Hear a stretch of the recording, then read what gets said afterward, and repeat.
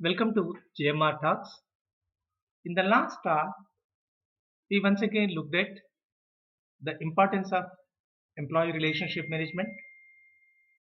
What is that company in general could do to strengthen employee relationship management so that people enjoy their stay and give their best. Today, in this talk, we'll talk about what managers could do, and we will also look at a relationship building model.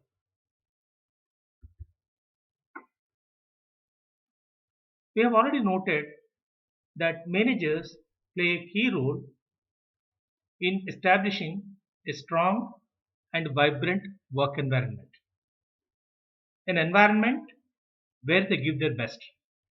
And the Gallup study has proved it beyond any doubt. So, what is that managers should do? Number one to one check ins. In an army, I was told the battalion's commander knows each and every soldier in his team. When you have that kind of rapport, people feel comfortable. They don't hesitate to come and seek help. Here I'm not talking about the network, I'm talking about the net worth. When we talk about network, we are talking about contacts. When we are talking about network, we are talking in terms of the rapport and the relationship we build up with a person with a human touch, trying to be humane and be responsive. And when we do that, there's an added advantage for the managers. What is that? They get better insights into employees' behavior. The second thing what they can do is ask for feedback. It's not that only managers give feedback to their staff about their performance, but even managers should seek feedback how the employees perceive them. Do they feel scared? Do they feel some sort of fear? Are they comfortable? And let the feedback be what I call constructive while giving. When I say this, I'm not trying to say that negative feedback should not be given. But when you are giving the feedback, the intent should be not fault finding, but a genuine intention to help the employee develop. The most important thing in feedback is that manager being an active listener. When employees feel that their voice is heard, they stick to the company. Thirdly, recognition. Recognition and reward are the two powerful tools in the hands of managers. Whenever we come across the good work, let us recognize instantaneously. In other words, what I'm suggesting is let us pass on the credit and take the whatever debit. When I'm mentioning about passing on the credit, I am reminded of a famous story involving Satish Dhawanji and Kalam Saab. When Kalam Saab was director of a satellite project, Satish Dhawan sir was the secretary of Ministry of Science and Technology. The satellite was ready, but the IT department people expressed some doubts about its launching. But Kalam Saab had so much confidence and trust in his people, he gave a go ahead, and the satellite launch failed. As per the understanding, Kalam Saab was to address the press, but Satish Dhawan sir called Kalam Saab.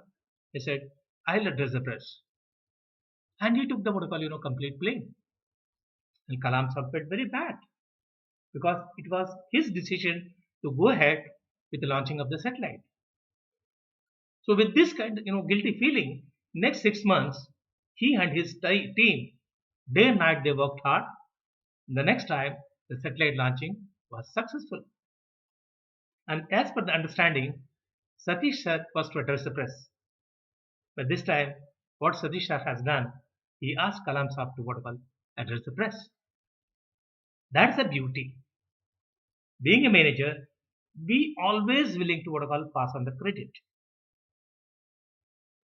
But the most important thing to be noted is that let the appreciation be real, fact based, and objective. If the people understand that you are playing to the gallery, you lose this trust. And when you lose the people's trust, I'm sorry to say, you are physically alive but clinically dead in terms of your ability to influence the people. The fourth step is what we call career development. This I have mentioned in our earlier talk also. When the manager evinces interest in their growth, people feel committed and they feel like giving their best. Let them understand what is in it for them, not only for the organization. And last but not the least is healthy work life balance. Nowadays, work life balance has been given a go by. People are talking about work life integration. Let us create an environment where employees don't suffer from the burnout. Let us respect their life outside. Let's give them an opportunity to enjoy their family life as well. For instance, if they stayed late on what called Thursday, attending to some urgent work, let them leave early on Friday. When you are humane in your approach and responsive to their needs, they always, will be there to give their best. Now, based on my interactions with the students and the captains of the industry during the last 2 decades also, I have developed a step or 6 word relationship model, that helps you to improve the relationship with your employees. Number one, let us start practicing we instead of I. Let the people feel that we are all together in this. Let them have trust in each other. Let them feel the what is called psychological safety. The second one is let's keep saying thank you. I don't mean using literally the words thank you, is that whenever they do some good work, accomplish a particular task as such, let us thank them. The third, as a manager, no doubt, you have authority, you have the power to command and give orders. But if you are polite, say, when you're giving the work, could you please say that? See the kind of chart, it what do you call, achieves. The fourth is let us not get involved with micromanagement kind of thing. You are a manager, yes, you are there to help them, but let us not be, hang around them. At the same time, let's create a feeling that you are there to what you call help them always. The fifth one is about appreciating. You did a great job. We all know that human beings crave for recognition, irrespective of the designation as such.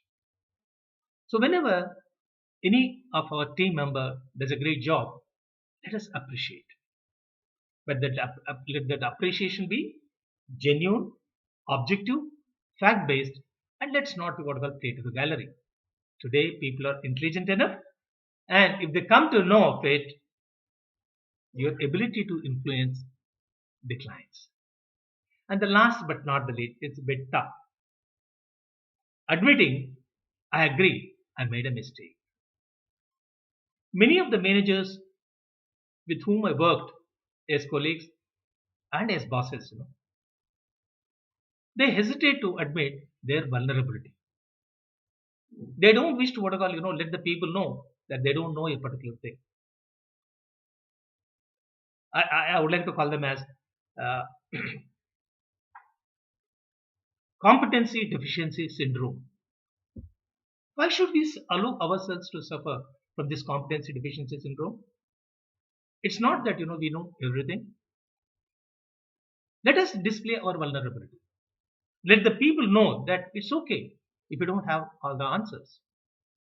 And when we as managers display that kind of vulnerability, it builds an excellent culture wherein people work freely without any tension.